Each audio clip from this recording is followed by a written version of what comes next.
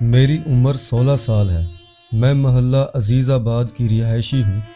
میرا نام حسینہ علی دختر علی شیر ہے۔ میری شادی محلہ باغ ماہی کے رہائشی محمد وسیم ولد نظام الدین سے ہوئی۔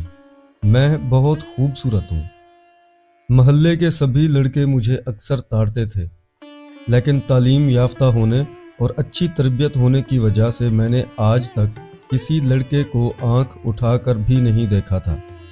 میرا نکاح بہت دھوم دھام سے ہوا۔ رخصتی کے بعد شوہر نے میرے ساتھ ایسا کچھ نہ کیا جو ایک شادی شدہ جوڑا اپنے فرائض سر انجام دیتے ہوئے کرتا ہے۔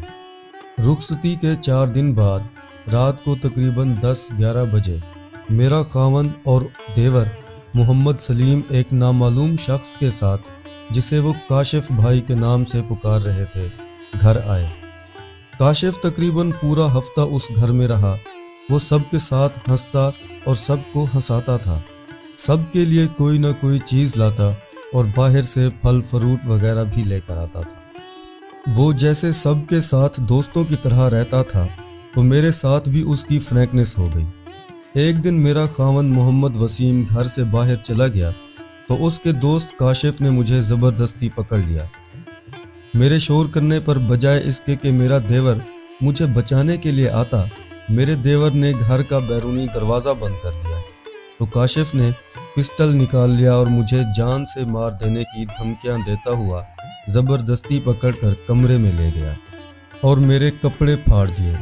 میرے مسلسل شور کے باوجود میرا دیور محمد سلیم، جو گھر میں موجود تھا، میری مدد کے لیے نہ آیا۔ کاشف نے کمرے کی کنڈی اندر سے بند کر دی اور ساری رات مجھے درندوں کی طرح بے آبرو کرتا رہا۔ صبح سویرے کاشف کمرے کو باہر سے کنڈی لگا کر کہیں چلا گیا۔ میں نے کھڑکی سے جھانک کر باہر دیکھا تو گھر میں کوئی بھی دکھائی نہ دیا۔ شام کو کاشف دوبارہ واپس آیا تو اس کے ہاتھ میں کھانا اور پھل فروٹ تھے، اور وہ اسی طرح میرے ساتھ ہنس کر باتیں کرنے لگا۔ میں بہت پریشان تھی کیونکہ گھر میں اور کوئی موجود نہیں تھا۔ مجھے اس سے ڈر لگ رہا تھا۔ اس نے کھانے کے لیے ساری چیزیں میرے سامنے رکھ دی، لیکن مجھ سے ایک نوالا بھی حلق سے نہیں اتر رہا تھا۔ میں نے اس سے کہا کہ مجھے جانے دو۔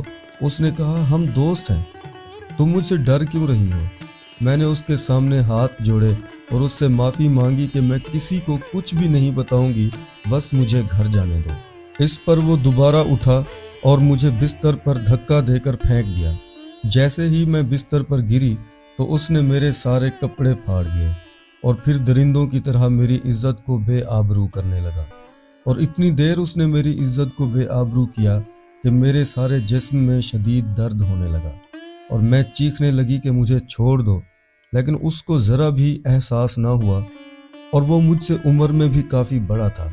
جب اس نے اپنی ہوس پوری کر لی تو دوبارہ سے دروازے کو باہر سے کنڈی لگا کر کہیں دوبارہ چلا گیا۔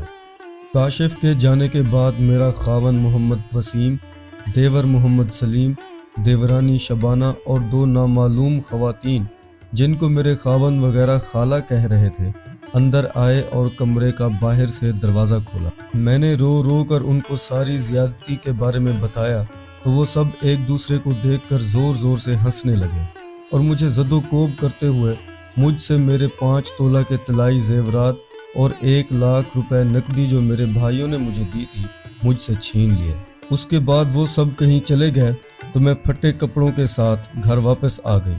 روتے روتے سارا ماجرا اپنے والدین اور بھائی کو سنایا تو میرے بھائیوں نے پولیس کو ساری اطلاع دی، لیکن ابھی تک ان لوگوں کا کوئی پتہ نہیں، کوئی نشان نہیں ہے، اور اب مجھ سے شادی کرنے کے لیے بھی کوئی راضی نہیں ہے۔